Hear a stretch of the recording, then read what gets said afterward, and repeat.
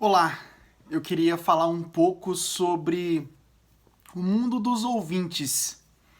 É muito importante que nós, expositores do Evangelho de Jesus Cristo, saibamos o que se passa no mundo dos ouvintes. Nós, quando estamos envolvidos na pregação do Evangelho, no pastoreio do povo de Deus, precisamos ter a sensibilidade de entender o que se passa no mundo dos ouvintes. Às vezes nós estamos na FM e os ouvintes estão na AM, estações completamente distintas. E quando nós falamos do mundo dos ouvintes, nós achamos que eles estão nos ouvindo sem reservas. Não quero aqui extrair o poder do Espírito Santo.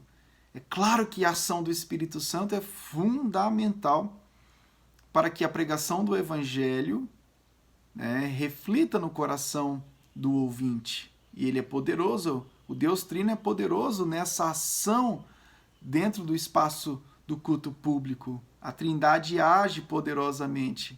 Cristo é pregado, o Espírito Santo tem o poder de colocar esse evangelho nos corações e certamente só através disso Deus é glorificado. Mas, nesse processo, onde muitos estão ouvindo, alguns estão sendo seletivos no que irão crer. Mesmo que você pregue de modo fidedigno na centralidade do evangelho. Digo que culto público é uma guerra de cosmovisões. Você está ali com a pregação redentiva, trazendo aplicações no mundo contemporâneo, conectando a boa teologia bíblica, mas você se depara com outras narrativas. Os seus ouvintes estão com os ouvidos, com os olhos, com a vida envolvida em inúmeras narrativas. A própria história de vida do ouvinte é uma narrativa. E muitos vão para casa, alguns vão para casa dizendo: essa narrativa da história da redenção é a minha narrativa. Ela é superior à minha narrativa.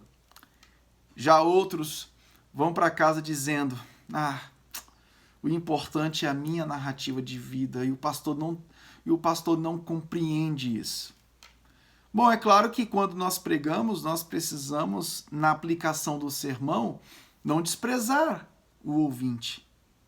Mas o ouvinte, dificilmente ele entende, ou alguns vão entender que a narrativa dele deve ser suprimida por essa meta-narrativa, por essa narrativa maior, que a gente chama de cosmovisão cristã. E que toda a nossa narrativa deve pairar na história da redenção como algo que supera a nossa dor, o nosso sofrimento e as nossas narrativas. Alguns vão para casa insatisfeitos. E às vezes se deparam com materiais, vídeos, que se conformam com aquilo que eles queriam ouvir. Ou seja, com as suas próprias narrativas. Tem alguns mais curiosos que vão procurar em materiais teológicos e se deparam com novas hermenêuticas. Conseguem encontrar materiais que vão fazer análises sociológicas, psicológicas, ideológicas e políticas do texto bíblico. E essas mesmas pessoas, elas estão te ouvindo, mas não aceitando tanto aquilo que você fala. E de repente você se depara com essa pessoa e ela te diz algo que você leva um susto.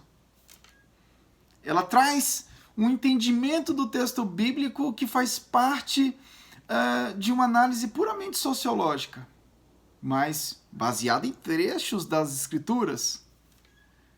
Bom, o que nós devemos fazer, querido pastor e pregador do Evangelho?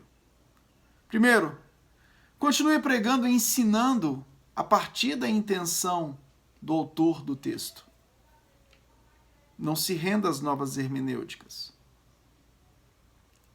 Embora a gente necessite aplicar o texto e entenda que esse texto ele tem um envolvimento com a intenção de quem escreveu e ele tem um envolvimento com quem ouve. E a gente sabe que as narrativas de quem ouve não são totalmente desprezadas pela intenção do autor do texto, que tem como causa o Espírito Santo, causa maior o Espírito Santo. Mas nós sabemos também que o diálogo não pode ser eterno. O monólogo divino, ele deve ser sempre bem-vindo nessa arte da pregação. Porque o povo da pós-modernidade quer um diálogo sem fim. E o John Stott dizia, olha, isso é perigoso. Continue pregando e ensinando que existe um significado num texto. As novas hermenêuticas, elas vão se especializando até chegar em pontos de desconstrução e leva muitos ouvintes mais curiosos a viverem como se Deus não existisse mais ou como se um significado de qualquer texto não fosse possível. Terceiro lugar, continue pregando e ensinando que o leitor, o ouvinte, embora seja partícipe da interpretação, ele não é dono da interpretação. A humildade interpretativa, ela nos ensina que a palavra de Deus é que nos interpreta. O ouvinte precisa saber que interpretações individualistas são perigosas e que interpretar a palavra de Deus é um ato de humildade que envolve a comunidade. Muitas pessoas vão querer interpretar o texto individualmente para tirar suas próprias conclusões e vão fugir do projeto comunitário. Quarto lugar, continue pregando e ensinando com toda a robustez e profundidade na teologia trinitariana.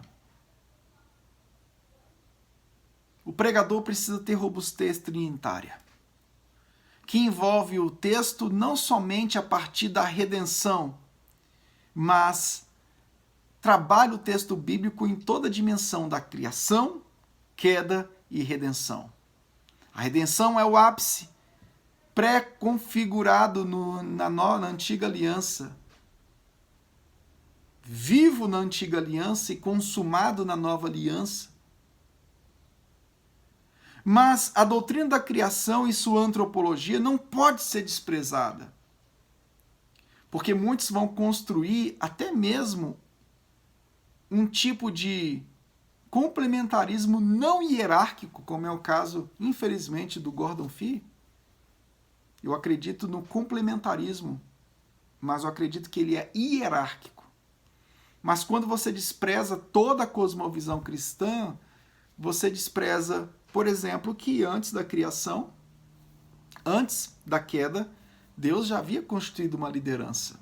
E que a redenção futura não derruba esse processo de liderança na vida do homem.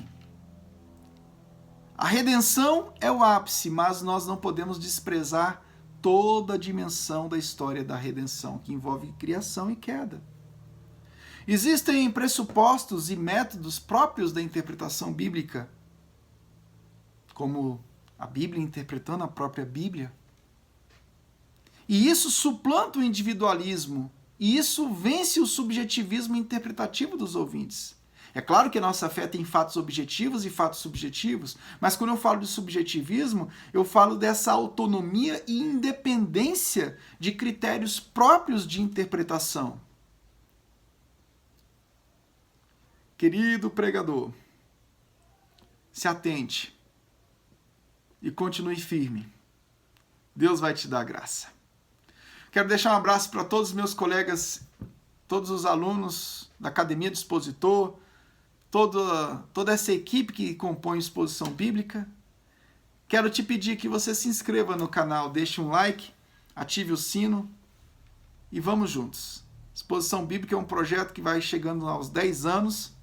Através dele nasceu o FTRB, Centro de Pós-Lúcio Shed, EAD, nasceu a Academia do Expositor e vamos em frente. Tá bom? Que Deus te abençoe no nome santo de Jesus. Amém e amém.